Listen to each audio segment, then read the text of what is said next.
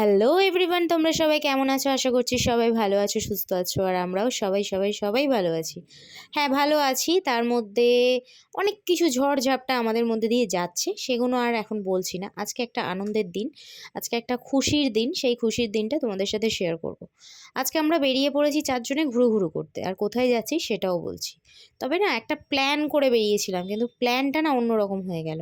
মানে একদমই অন্যরকম বলা যায়।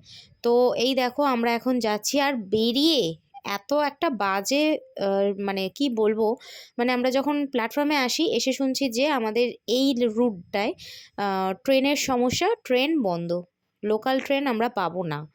তো মানে এতটা সমস্যার মধ্যে পড়েছি বলার মতো না।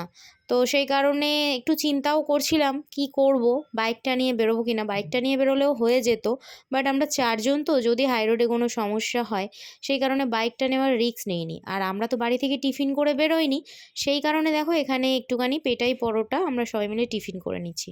তারপরে এই দেখো হাই রোডে এসছি, এসে বাসের জন্য ওয়েট করছি। আর বাসগুলো এত প্যাকড আপ হয়ে আসছে, দুটো বাচ্চা নিয়ে ওঠা একদমই সম্ভব না। তোমাদের দাদাভাইও অনেক অনেক টেনশন করছিল যে কিভাবে কি করা যায়। তারপরে শেষ মুহূর্তে আমরা অন্য রুট ধরে আবার হাওড়া এসে পৌঁছাই। আমাদের বাড়ি থেকে হাওড়ায় আসতে ট্রেনে করে মোটামুটি আধা ঘন্টা লাগে, সেখানে আমাদের হাওড়ায় পৌঁছাতে প্রায় 1.5 ঘন্টা লেগে গেল। যাই হোক, তারপরে এখানে টিকিট কাউন্টারে এসছি টিকিট কাটার জন্য। আর তোমাদের দাদাভাই, আমার ছেলে একটু রেগে গেছিলো। বাসে সিট পেয়েছিলাম, বাট একজন বয়স্ক মানুষকে সিট দিতে গিয়ে আমি তাকে কোলে নিয়ে নিই।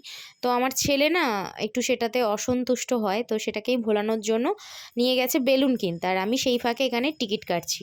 আর মেয়েকে একটু বকা দিচ্ছিলাম। মেয়ে বেশিরভাগটাই না মাথা কেটে দেয়, মানে ভিডিও করতে বললে ও যে কী ভিডিও করে কি করে আমি বুঝে পাই না।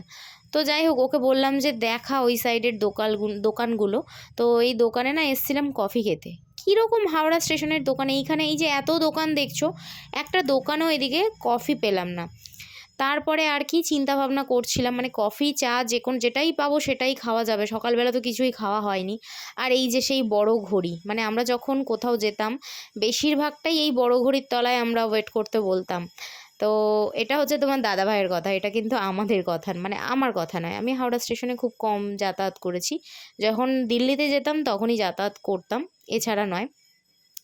তো যাই হোক, এই বলতে বলতে আমরা আবার এগোচ্ছি। ওই ঘড়িটা তো তোমাদের সামনে একটু তুলে ধরলাম। তারপরে আমরা যাচ্ছি, দেখি কফিটা কোন দোকানে পাওয়া যায় বা চা যদি পেয়ে যাই। তো এই যে ফুড প্লাজা, তোমরা সবাই জানো হাওড়া স্টেশনের ফুড প্লাজাটা কোথায়। তো এই যে ফুড প্লাজার দিকে এগোচ্ছি, তো এখানে একটা দোকানে আমরা কফি পাই। এবারে আমার ছেলে মেয়ে যেটা খেতে চাইছে সেটা এই দোকানে নেই, কফির দোকানে। আর যেটা আমরা কফি খেতে চাইছি, ওদের খাবারটা যে দোকান থেকে নিচ্ছি সেখান থেকে কফি পাওয়া যাচ্ছে না, এরকম একটা ব্যাপার। তারপরে সব কিছু মিলিয়ে মিশিয়ে হয়ে গেল কফি। এখানে দেখো আমি খাচ্ছি, আর আমার ছেলে দেখো এখানে কেক খাচ্ছে। এরপরে আমরা ট্রেনে উঠব। তো এবার বলি আমরা কোথায় যাচ্ছি। আমরা যাচ্ছি হচ্ছে অ্যাকচুয়ালি আমার এক বান্ধবীর বাড়ি, বালিতে। সেই বান্ধবীর বাড়িতে আমরা যাচ্ছি। ওখান থেকে আমরা সবাই যাব প্ল্যানিং করেছি যে চন্দননগরে ঠাকুর দেখতে যাব আজকে। কিন্তু প্ল্যানিংটা দুর্ভাগ্যবশত কোনো এক মানুষের শরীর খারাপ হয়ে যাওয়ার জন্য, মানে আমাদের বাড়ি থেকে না, আমার বান্ধবীর বাড়ি থেকে বলছি, যে ওনার বাড়িতে একজন অসুস্থ হয়ে যায়। তো সেই কারণে আমরা এই দিনটায় চন্দননগরের ঠাকুর দেখতে যেতে পারিনি, মানে চন্দননগরে যেতে পারিনি।